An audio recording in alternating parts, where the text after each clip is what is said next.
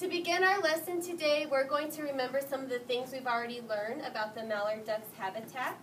And when I was drawing the mallard duck's habitat, I was drawing that it was kind of dirty.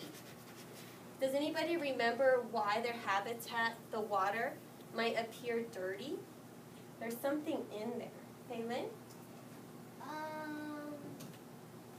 There's mud in there? Yes, there's mud in there. And then there's some other things that I see that are kind of like floating around. There are certain kind of, oh, I'd like somebody else, please. Noah? There's all kinds of animals? Yeah, there are many different animals, like the small fish we see and the snails and the dragonflies. But I'm looking at these green things that are growing inside of the water. It's a certain kind of something. We learned a certain kind of word for it. Brianna? Plants?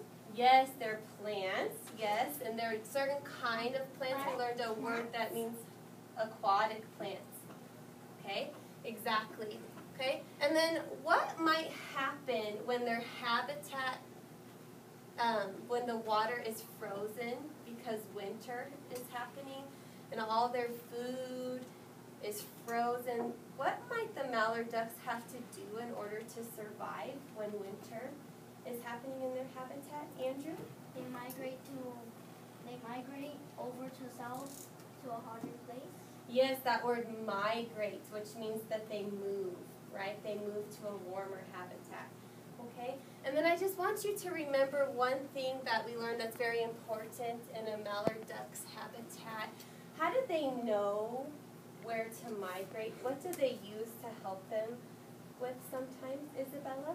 They know where to migrate because they try to follow the sun. Exactly. Very nice job. Okay? So what we're going to do is we're going to play a game. It's called the barrier game. All right? So you and your partner are going to sit back to back. Okay? And I'm going to give you a partner. I already have them picked out for you. And one of you has facts, things that we've learned about the mallard duck habitat. Okay? And the other person has the same facts, but some important words are missing. Okay? The person that has those facts, it's your job to try to get the person that doesn't have the facts on their paper to say the words that are underlined to you. But you can't say the word.